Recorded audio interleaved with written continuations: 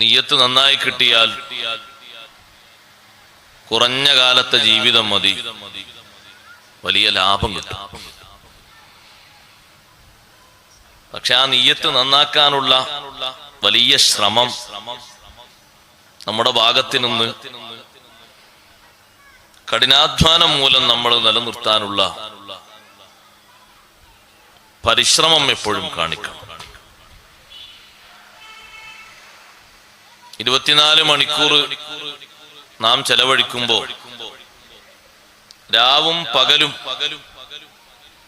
മുഴുവനും ലാഭകരമാക്കിയെടുക്കാനുള്ള എളുപ്പ വഴി അതാണ്. ഭക്ഷണം കഴിക്കുന്നതും ഉറങ്ങുന്നതും തുടങ്ങി ഹലാലായ ഒരുപാട് കാര്യങ്ങളുണ്ട്. കാര്യമായതിനൊന്നും കൂലില്ല. ഹലാലിന് എന്ത് കൂലിയാ? പക്ഷെ ഹലാലിനും കൂലി ഉണ്ടാക്കാൻ പറ്റും നല്ല നിയ്യത്തിലൂടെ. അതുകൊണ്ടാണ് മഹാരഥന്മാർ നമ്മെ പഠിപ്പിച്ചത്, ഭക്ഷണം കഴിക്കുമ്പോ നമ്മുടെ മനസ്സിലുള്ള ഉദ്ദേശ്യം ദൈനംദിന ജീവിതത്തിലെ ഇബാദത്തുകൾക്ക്, സുഹൃതങ്ങൾക്ക് ശക്തി കൂടാനാണ്. അതിന് മാത്രമല്ല ഭക്ഷണം കഴിക്കൽ, അത് വേറെ വിഷയം. ഒരാനന്ദത്തിന് വേണ്ടി ഭക്ഷണം കഴിക്കും, വിശപ്പകറ്റാൻ വേണ്ടി ഭക്ഷണം കഴിക്കും, തടി കൂടാനും ഭക്ഷണം കഴിക്കും. വിവിധ ലക്ഷ്യങ്ങൾ അതിന്റെ പിന്നിൽ വരാം. പക്ഷെ നല്ല ലക്ഷ്യത്തോടു കൂടെയാണെങ്കിൽ അല്ലാഹു സുബ്ഹാനഹു വ തആല നമ്മൾ അറിയാത്ത ഭാഗത്തിലൂടെ അതിന് ഇബാദത്തിന്റെ തലം നമുക്ക് തരും. അപ്പൊ അതൊരു പുണ്യകർമ്മമായി, ഒരാരാധനയായി മാറും. ഒരു ജോലി എടുക്കുന്ന അയാള് നിയ്യത്ത് നന്നാക്കിയാൽ വലിയ ലാഭമാണ് ആ ടൈം മുഴുവനും ആൾക്ക് ലഭിക്കുന്നത്. ഞാൻ ഈ നാട്ടിലുള്ള ആളുകൾക്ക് വസ്തുവകകളൊക്കെ എത്തിച്ചു കൊടുക്കുക എന്നുള്ള ഇവിടുത്തെ സമൂഹവുമായി ബന്ധപ്പെട്ടൊരു ബാധ്യതയാണല്ലോ കച്ചവടം എന്ന് പറയുന്നത്. ഫർള് കിഫായ. ഒരു മത്സ്യ കച്ചവടക്കാരൻ, മത്സ്യ വിൽപ്പനക്കാരൻ നാടിന്റെ എല്ലാ ഭാഗത്തു നിന്നും കച്ചവടം ചെയ്യുമ്പോൾ നിയ്യത്ത് നന്നാക്കിയാൽ ഒരുപാട് കൂലി കിട്ടി. അതിന് മാത്രമാണോ കച്ചവടം ചെയ്യാറുള്ളത്? അല്ല. ജീവിക്കാൻ വേറെയും വകുപ്പുണ്ട്. പക്ഷെ എന്നാലും എന്തെങ്കിലുമൊക്കെ വേണ്ടേ? ആ നിലക്കും നടക്കാറ്. പിന്നെ ആളുകൾ ഒരു പണിയില്ലാത്തവനാന്ന് പറയില്ലേ? എന്തെങ്കിലുമൊക്കെ ഒരു പണിയൊക്കെ പല രൂപത്തിലും കാര്യങ്ങൾ നടക്കാറുണ്ട്. പക്ഷെ നല്ല ലക്ഷ്യത്തോടു കൂടെയാണ്, നല്ല നിയ്യത്തോടു കൂടെയാണെങ്കിൽ നല്ല ഫലം ലഭിക്കും. അതുകൊണ്ടാണ് സയ്യിദുനാ റസൂലുള്ളാഹി സ്വല്ലല്ലാഹു അലൈഹി വസല്ലം തങ്ങൾ നാം നിർവഹിക്കുന്ന കാര്യങ്ങളോട് നമ്മോട് എപ്പോഴും ആവശ്യപ്പെട്ടത് നിയ്യത്ത് നന്നാക്കണം, ലക്ഷ്യം നന്നാക്കണം, എന്നാ വലിയ ഫലം കിട്ടും. അഖ്ലിസ് ഖൽബക് യക്ഫികൽ അമലുൽ ഖലീൽ. നിന്റെ മനസ്സ് നീ എപ്പോഴും നിസ്വാർത്ഥമാക്കണം. അതിന്റെ റൂട്ട് നീ ക്ലിയർ ആക്കണം. എന്നാൽ കുറഞ്ഞ അമല് മതി, വലിയ ലാഭമായിരിക്കും. അതുകൊണ്ടല്ലേ സ്വഹാബമാരുടെ കൂട്ടത്തിൽ നമ്മളെ അത്ര കാലം ജീവിച്ചവര്, നിസ്കാരമായിട്ട് ബന്ധപ്പെട്ട ആൾക്കാർ കുറെ കുറവാ. കാരണം പലരും 50-ന് ശേഷം 60-ന് ശേഷം ഒക്കെ കടന്നു വന്നവരുണ്ട്. പിന്നെ അവർക്ക് ആകെ കിട്ടിയത് 2, 3, 4 ഒക്കെ കൊല്ലം. പക്ഷെ അവരുടെ ഒരൊറ്റ ദിവസവും ഒരൊറ്റ അമലും, ദുന്യവിയായ അമല് പോലും വെറുതെ ആയിട്ടില്ല. അതിന്റെയൊക്കെ കാരണം അവരുടെ സദുദ്ദേശ്യമാണ്. പ്രയാസങ്ങൾ കുറെ സഹിച്ചു എന്ന് കരുതിയിട്ട് കൂലി കിട്ടിക്കൊള്ളുന്നില്ല. വേണ്ട, കുറെ പ്രയാസങ്ങൾ, ആ പ്രയാസങ്ങൾ സഹിക്കുന്നതോടൊപ്പം നിയ്യത്ത് നന്നാക്കണം. ഏറ്റവും വലിയ പ്രയാസപ്പെട്ട അമലായിരുന്നു മക്കയിൽ നിന്ന് മദീനയിലേക്കുള്ള ഹിജ്റ. എന്താ അതിന്റെ പ്രയാസം? എവിടെങ്കിലും വെച്ച് ശത്രുക്കൾ കണ്ടുമുട്ടിയാൽ പിന്നെ ആ യാത്ര പക്ഷേ തുടരാൻ കഴിയില്ല. ചിലപ്പോഴൊക്കെ തിരിച്ചിങ്ങോട്ട് തന്നെ കൊണ്ടുവരും. ഹിജറയിലേക്ക്, ഹബശയിലേക്ക് ഹിജറ പോയ ആളുകളെ തിരിച്ചു കൊണ്ടുവരാൻ വേണ്ടി എന്തെല്ലാം ശ്രമങ്ങൾ നടത്തി. ഒരു പ്രാവശ്യം അത് വിജയിച്ചു, രണ്ടാമത്തെ പ്രാവശ്യം വിജയിച്ചില്ല. ജാഫർ ബിൻ അബി ത്വാലിബ് റളിയല്ലാഹുവിന്റെ നേതൃത്വത്തിൽ വലിയ ഒരു സംഘം രണ്ടാമത് ഹബശയിലേക്ക് പോയി. അവരവിടെ നിന്ന് തിരിച്ച് ഇങ്ങോട്ട് തന്നെ കൊണ്ടുവരാൻ വേണ്ടി, മക്കയിലേക്ക് തന്നെ കൊണ്ടുവരാൻ വേണ്ടി വിവിധ അടവുകൾ പറഞ്ഞ് നജാശി രാജാവിന്റെ സവിധത്തിൽ മക്കയിലെ ഗോത്രത്തലവന്മാരിൽപ്പെട്ട 2-3 ആളുകൾ എത്തിയിരുന്നു. അന്ന് ആ പക്ഷത്തുണ്ടായിരുന്നവരിൽ വലിയ വാചാലതയ്ക്ക് കഴിവുള്ള ആളായിരുന്നു അംർ ഇബ്നുൽ ആസ്. അന്ന് മഹാനവർകൾ ഇസ്ലാമിലേക്ക് വന്നിട്ടില്ല. പക്ഷേ ആ പോകുന്ന സാഹസികമായ യാത്രയിലും മക്കയിൽ നിന്ന് മദീനയിലേക്കുള്ള ദീർഘദൂര യാത്രയിലും നബി സല്ലല്ലാഹു അലൈഹി വസല്ലം നിങ്ങൾ സ്വഹാബത്തിനോട് നിർദ്ദേശിച്ചത് ലക്ഷ്യം നന്നാക്കുക. മക്കയേക്കാൾ കൂടുതൽ വ്യാപാര ബന്ധങ്ങളുള്ളവരാണ് മദീനയിലുള്ളവർ. തങ്ങൾ പറഞ്ഞാണ് അവരോട് നിയ്യത്ത് ക്ലിയർ ആക്കാൻ വേണ്ടി പറഞ്ഞപ്പോ തങ്ങൾ പറഞ്ഞു, നിങ്ങൾ ഇവിടെ നിന്ന് പുറപ്പെടുമ്പോ കൂട്ടത്തിൽ ഹിജറയാണ്, അതിന്റെ കൂട്ടത്തിലുള്ള ലക്ഷ്യം അവിടെ എത്തിയിട്ട് എന്തെങ്കിലുമൊക്കെ ഒന്ന് കച്ചവടം ചെയ്തൊന്ന് ഒന്നിങ്ങനെ, അതൊരു നല്ല പണിയല്ലേ. പക്ഷേ ഈ ഹിജറയുടെ കൂടെ ആ ഒരു ലക്ഷ്യം വേണ്ട. എന്താ അങ്ങനെ കരുതുന്നതിന് ചോദിക്കുള്ള ആൾക്കാർ, ഉസ്താദേ മദീനയിലേക്ക് അങ്ങനെ പോകുമ്പോ അങ്ങനെ കരുതി എഴുതിയിട്ടെന്താ? തങ്ങൾ പറഞ്ഞു അങ്ങനെ ഒരു ലക്ഷ്യം ഇതിന്റെ കൂടെ ഉണ്ടെങ്കിൽ ഫഹിജ്റത്തുഹു ഇലല്ലാഹി വറസൂലിഹി എന്നത് ലഭിക്കില്ല. അല്ലാഹുവിന്റെയും ഹബീബ് റസൂലുള്ളാഹി സ്വല്ലല്ലാഹു അലൈഹി വസല്ലം തങ്ങളുടെയും തൃപ്തിക്ക് വേണ്ടി, പൊരുത്തത്തിന് വേണ്ടിയുള്ള ഹിജ്റയായിട്ട് മാറൂല. ഹിജ്റയുടെ ഒരു മെമ്പർഷിപ്പ് അതിൽ കിട്ടും, പക്ഷേ കലർപ്പില്ലാത്ത, നല്ല കടഞ്ഞെടുത്ത, സംശുദ്ധമായ, ഒരു കൂലിയും നഷ്ടപ്പെടാത്ത തനിയാർന്ന ഹിജ്റ അത് ലഭിക്കണമെങ്കിൽ മറ്റു ലക്ഷ്യങ്ങളൊന്നും കൂടെ ഉണ്ടാകരുത്. ആ ഹദീസ് ഒരുപാട് നമ്മൾ കേട്ടതാണ്. ഹിജ്റ പോകുന്നവരിൽ മുഹാജിർ ഉമ്മു ഖൈസ് ബീവി റളിയല്ലാഹു അൻഹയെ വിവാഹം കഴിക്കാൻ ഉദ്ദേശിച്ചുകൊണ്ട് ഹിജ്റ പോയ ഒരു സ്വഹാബി ഉണ്ടായിരുന്നു. ആ സ്വഹാബിയുടെ നിയ്യത്തും നബി സല്ലല്ലാഹു അലൈഹി വസല്ലം നന്നാക്കി ഒരൊറ്റ വാക്കിലൂടെ, അവിംറാത്തിൻ യൻകിഹുഹാ, കല്യാണം കഴിക്കുന്നത് മോശ. പക്ഷെ ആ ഉമ്മു ഖൈസ് ബീവി മദീനയിലേക്ക് പോവുകയാണ്, ഹിജ്റ പോവുകയാണ്. നിങ്ങൾക്ക് ഇനി എന്നെ വിവാഹം ചെയ്യണമെങ്കിൽ മദീനയിലേക്ക് ഹിജ്റ വരണം. പക്ഷെ ഹിജ്റ പോകുന്നത് ലക്ഷ്യം നന്നാക്കി, വിവാഹം പിന്നെ നടക്കട്ടെ, വിവാഹത്തിന് വേണ്ടിയാകരുത് ഹിജ്റ. അതിന് ഉദ്ദേശിച്ച ഫലം കിട്ടൂല. ശരിയായ നിലക്കുള്ള ഉദ്ദേശത്തോടു കൂടിയാണോ കാര്യങ്ങൾ നടത്തിയത്, നല്ല റിസൾട്ട് ദുനിയാവിൽ തന്നെ കിട്ടും. നിയ്യത്തുകളൊക്കെ നന്നാക്കണം. അല്ലാഹു നമ്മുടെ നിയ്യത്തുകളൊക്കെ നന്നാക്കി തരട്ടെ. നമ്മള് എല്ലാ സമയത്തും ആ ഒരു വിഷയത്തിൽ ബോധവാന്മാരാകണം. എന്തിനാ മഗ്‌രിബ് നിസ്കരിക്കാൻ വന്ന്? ഒരാളെ തരാൻ വന്നാണ്. പള്ളിയിൽ ആളുണ്ടാവും, നിസ്കാരം കഴിഞ്ഞിട്ട് നോക്കാം, ജമാഅത്ത് കിട്ടും, ശരിക്കുള്ള കൂലി കിട്ടില്ല. എന്തിനാ ഇപ്പൊ ഈ സദസ്സിൽ വന്നത്? അതെങ്ങനെയുണ്ട് നോക്കിയാല്, സംഗതി ഒന്ന് കേട്ടു നോക്കിയാല്, എന്തെങ്കിലുമൊക്കെ 1-2 അക്ഷരം പഠിച്ച് ഇൽമിന്റെ മജ്‌ലിസിൽ ഇരിക്കാൻ, എന്തെങ്കിലുമൊക്കെ നമ്മൾ പഠിക്കാന്നുള്ള ലക്ഷ്യത്തിന് മാത്രം, ഇൽമ പഠിക്കാനുള്ള കൂട്ടത്തിലുള്ള ദുആയും മറ്റൊക്കെ കൂട്ടത്തിൽ വരും. അതൊക്കെ അതിന്റെ ബിത്തബായിട്ട്, അനുബന്ധമായിട്ട് വരുന്ന. ഇൽമ പഠിക്കാൻ വേണ്ടി പോകുന്ന മുതഅല്ലിമിനോട് ഉസ്താദുമാര് കൊടുക്കുന്ന ഉപദേശം എന്താ? ഒരുപാട് പ്രയാസപ്പെട്ട് വന്ന ആളാണെങ്കിലും ഉപദേശം നന്നാക്കണം. ഞാൻ എത്ര കഷ്ടപ്പെട്ടു വന്നിട്ട്, എത്ര കഷ്ടപ്പെട്ടു വന്നാലും ശരി, മക്കയിൽ നിന്ന് ഒരുപാട് കഷ്ടപ്പെട്ട് മദീനയിലെത്തിയ മുതഅല്ലിമായിരുന്നു ഇമാമുന ശാഫി റളിയല്ലാഹു അൻഹു. 2 കൊട്ട ഏറ്റിയിട്ടാണ് മഹാനവറുകൾ മദീനയിലേക്ക് എത്തിയത്. ആ 2 കൊട്ടയിൽ മുന്തിരിയും കാരക്കയല്ല, ഇൽമ എഴുതിയ എല്ലിൻ കഷ്ണങ്ങളും തോലിൻ കഷ്ണങ്ങളും മറ്റുമൊക്കെയാണ്. പേപ്പറും പേനയും ഒന്നും കിട്ടിയില്ല. ഈ 2 കൊട്ടയുമേറ്റ് മദീനയിലെത്തിയപ്പോ ഇമാം മാലിക് റളിയല്ലാഹു അൻഹു ആണ് അവിടുത്തെ മുദരിസ്. ഈ കുട്ടി എങ്ങനെ നോക്കിയപ്പോ നല്ല ലക്ഷണമൊത്ത കുട്ടിയാണ്. ആ കുട്ടി അടുത്തേക്ക് വിളിച്ചുകൊണ്ട് ഉപദേശിക്കുന്നത്, മോനെ ഇൽമു പഠിക്കാൻ വേണ്ടി വന്നതല്ല. ഇത്തഖില്ലാ, അള്ളാഹുവിനെ സൂക്ഷിച്ച് ജീവിക്കണം. ഒരുപാട് കഷ്ടപ്പെട്ടാണ് യാത്ര ചെയ്ത് വന്നത്.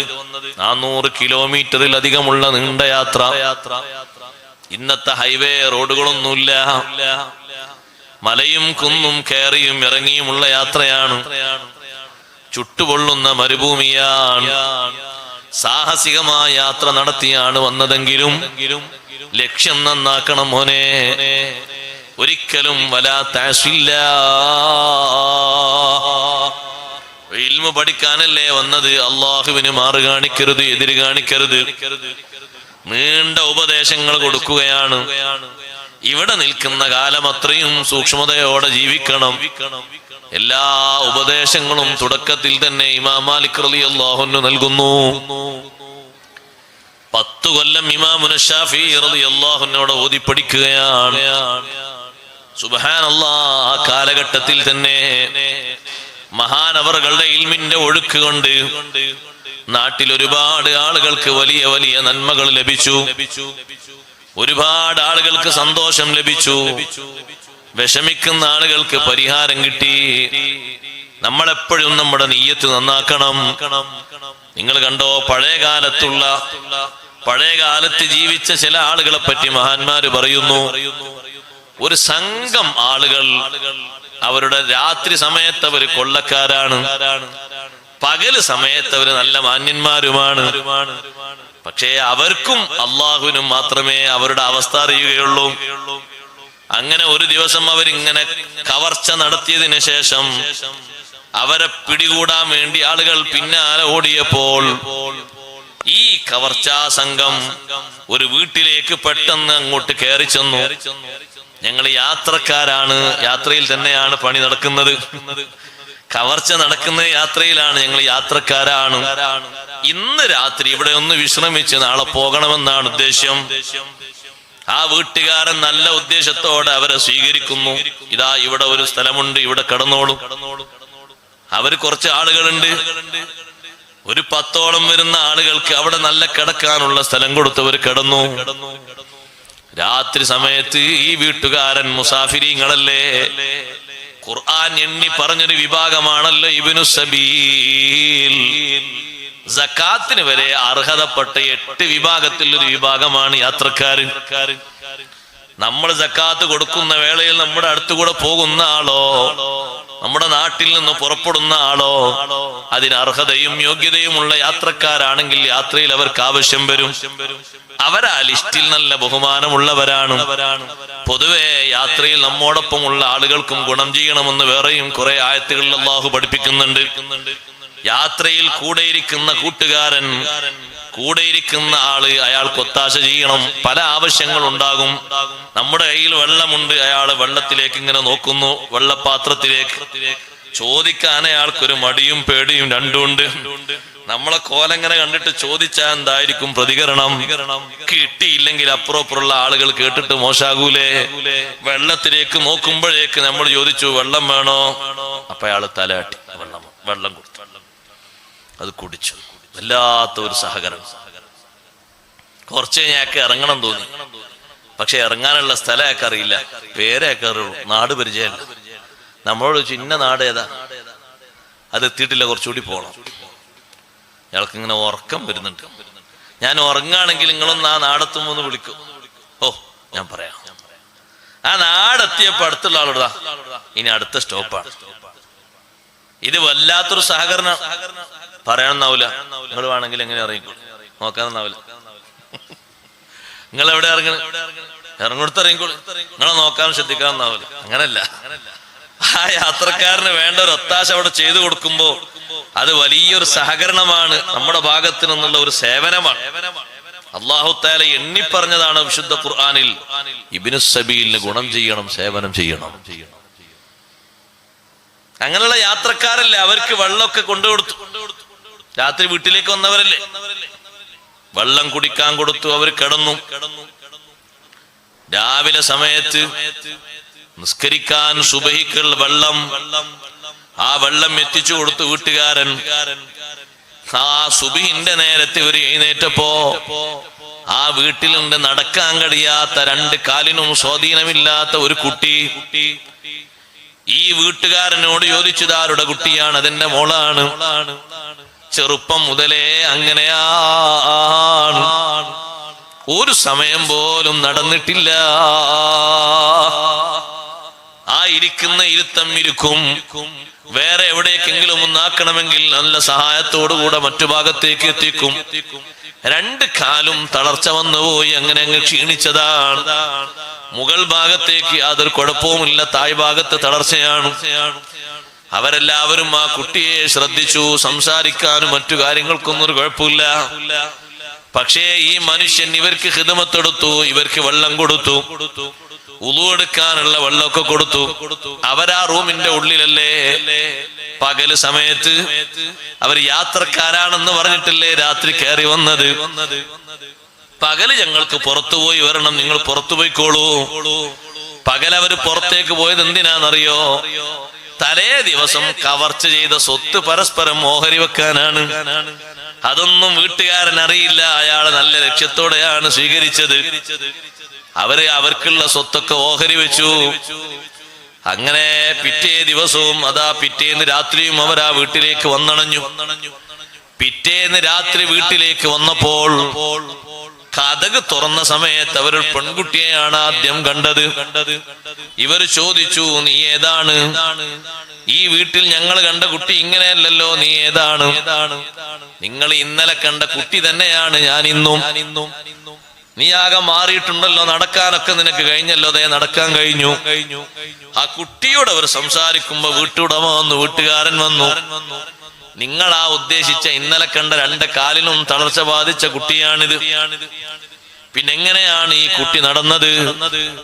നിങ്ങൾക്ക് കുടിക്കാൻ കൊണ്ടുവന്നു വെച്ച വെള്ളം, അതേ, നിങ്ങൾ മുസാഫിരീങ്ങളാണല്ലോ, നിങ്ങൾ യാത്രക്കാരാണല്ലോ, നിങ്ങൾക്ക് ഖിദ്മത്തെടുത്ത് നിങ്ങൾ കുടിച്ചാ, നിങ്ങൾ ഉദു കൊടുത്താ ബാക്കി വെള്ളമില്ലേ? ആ വെള്ളം എന്റെ കുട്ടിയുടെ ശരീരത്തിൽ ഞാനങ്ങ് ഒഴിച്ചു. അപ്പൊ ഏതാ കുട്ടിയുടെ കാല് നന്നായി പോയി. ആ സമയത്ത് ഇവര് പേര് മുഴുവൻ ആളുകളും കരയുകയാണ്. എല്ലാവരും മുഖത്തോട് മുഖം നോക്കുന്നു. നമുക്ക് സത്യം പറഞ്ഞാലോ, ഇന്നലെ നമ്മൾ യാത്രക്കാര് എന്ന രീതിയിലാണ് ഇങ്ങോട്ട് കയറി വന്നത്. ആത്മാർത്ഥമായി നമുക്ക് ഖിദ്മത്തെടുത്ത മനുഷ്യന് അള്ളാഹു കൊടുത്ത സദുദ്ദേശത്തിന്റെ പേരിൽ കൊടുത്തൊരു സന്തോഷം. ഇതുവരെ നടന്നു കാണാത്ത കുട്ടി നടക്കുന്നു. ഒരു മനുഷ്യനെ, ഒരു ഉപ്പയെ സംബന്ധിച്ചിടത്തോളം ഇതിലധികം വലിയ സന്തോഷം എന്താണ്? വീട്ടുകാര് മുഴുവനും സന്തോഷത്തിലാണ്, റാഹത്തിലാണ്. നമുക്ക് നല്ല ഖിദ്മത്തെടുത്ത, നല്ല നിയ്യത്ത് നന്നാക്കിയത് കൊണ്ട് അള്ളാഹു കൊടുത്തൊരു ഭാഗ്യമാണ്. അവര് പറഞ്ഞു, ഞങ്ങളോട് ക്ഷമിക്കണം, ഞങ്ങളെ വിഷയം ഞങ്ങളൊന്ന് തുറന്നു പറയാൻ തീരുമാനിച്ചതാണ്. ഞങ്ങൾ യാത്രക്കാരൊന്നുമല്ല, ഞങ്ങളുടെ സ്ഥിരം ജോലി ഞങ്ങൾ കവർച്ച നടത്തുന്നവരാണ്. പക്ഷേ നിങ്ങളെ മുന്നിൽ വെച്ച് ഞങ്ങൾ തൗബ ചെയ്ത് മടങ്ങുകയാണ്. നിങ്ങളുടെ നല്ല നിയ്യത്തിന് അല്ലാഹു നൽകിയ ഫലം മനസ്സിലാക്കിയിട്ട് ഇനി മുതൽ നല്ല നിലയ്ക്ക് ജീവിക്കാനാണ് ഞങ്ങളെ ശ്രമം. ഈ വീട്ടിൽ വന്നത് ഞങ്ങളും കൂടി നന്നാകാൻ ഒരു കാരണമായി. നിങ്ങളെ നിയ്യത്ത് നന്നായതുകൊണ്ട് നമ്മൾ മനസ്സിലാക്കണം, ആ മനുഷ്യന്റെ നിയ്യത്ത് നന്നായതുകൊണ്ട് ആ വീട്ടിൽ അല്ലാഹു വലിയൊരു ബറക്കത്ത് കൊടുത്തു. ആ നിയ്യത്തിന്റെ ഗുണം കൊണ്ട് ഈ കവർച്ചക്കാർക്കും അല്ലാഹു തൗബ കൊടുത്തു. ഇതിനാണ് ഹുസ്നുൻ നിയ്യത്ത്. നിയ്യത്ത് നന്നാക്കിയാൽ കിട്ടുന്ന ഗുണം വലുതാണ്. എല്ലാ സമയത്തും നമുക്ക് അത്യന്താപേക്ഷിതമായ വിഷയം അതാണ്. അതിനാണ് സഹോദരങ്ങളെ ഇഖ്ലാസിന്റെ മുഖ്യമായ ഘടകം സദുദ്ദേശമാണ്. ഇമാം നബി റളിയല്ലാഹു അൻഹു ഇഖ്ലാസിനെ പറ്റി വിശദീകരിച്ചെടുത്ത് മഹാനവറുകൾ പറഞ്ഞു, ഇഖ്ലാസിന്റെ ഏറ്റവും പ്രധാനപ്പെട്ട ഘടകം ഇഹ്ലാറുൻ നിയ്യ, സദുദ്ദേശം, നല്ല ലക്ഷ്യം മനസ്സിൽ കൊണ്ടുവരിക. ആ ലക്ഷ്യത്തിനനുസരിച്ച് മാറ്റമുണ്ടാകും.